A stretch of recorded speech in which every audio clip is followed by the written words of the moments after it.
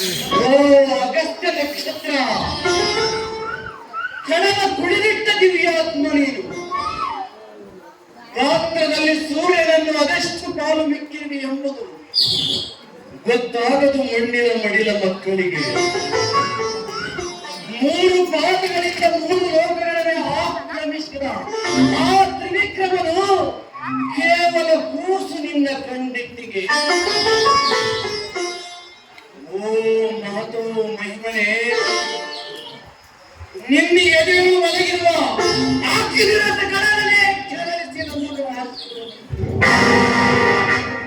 ಬೀಳುಗಾಳಿಗೆ ಭಾರತೀಯರುವ ಸಮುದ್ರವನೇ ನಿನ್ನ ಎದೆಯಿಂದ ಕೆರಳಿಸಿ ನನ್ನ ಎದೆಯೊಳ ಉರುಳಿಸಿ ಗುಡುಗು ಮಿಂಚುಗಳ ಸಂಚಯ ಮಾಡಿ ನೆರೆಯೊಳಗೆ ನಿನ್ನೆದೆಯ ಸಿರಿಯ ಸುರಿಸಿ.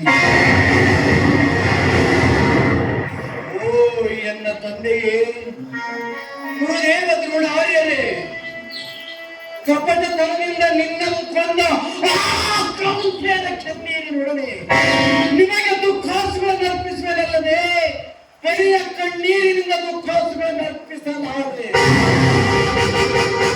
ಪಾಂಡವರ ರಕ್ತಮಾಂಸದ ಛಾದಿಗಳಿಂದ ನಿಮಗೆ ಪಿಂಡ ಪ್ರದಾನ ಮಾಡುವುದಲ್ಲದೆ ಬರಿಯ ಪಿಂಡ ಪ್ರದಾನ ಮಾಡಲ್ಲ. ಕೆಂಪಲೋಕರಿಪ ನರಮೇಧಿ ಎತ್ತರ ಪಾಂಡವರ ಮಗಳ ಮಲ್ಲಿಗೆಯ ಹಾರವನು ಹಾಕುವ ಕೌರವೇಶನ ಕೊರಳಿಗೆ ನನ್ನ ತಂದೆಯ ಜಯ ಜಯಕಾರದಲ್ಲಿ. ಈ ಮಾತಿಗೆ ಸಾಕ್ಷಿಯಾಗಿರಲಿ ದಕ್ಷಿಣ ದಿಕ್ಕಿನಲ್ಲಿ ಮೂಡಿದ ಅಗಸ್ತ್ಯ ನಕ್ಷತ್ರ. ಮಂಗಳಮಸ್ತು ಗುರುಪುತ್ರ ಅಶ್ವತ್ಥಾಮರಿ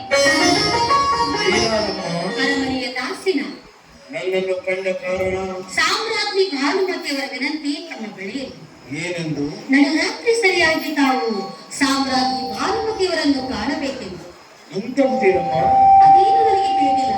ಕರುಣಿಸಿ ಬರಬೇಕೆಂದು ಮತ್ತೊಮ್ಮೆ ಕೇಳಿಕೊಳ್ಳುವೆ.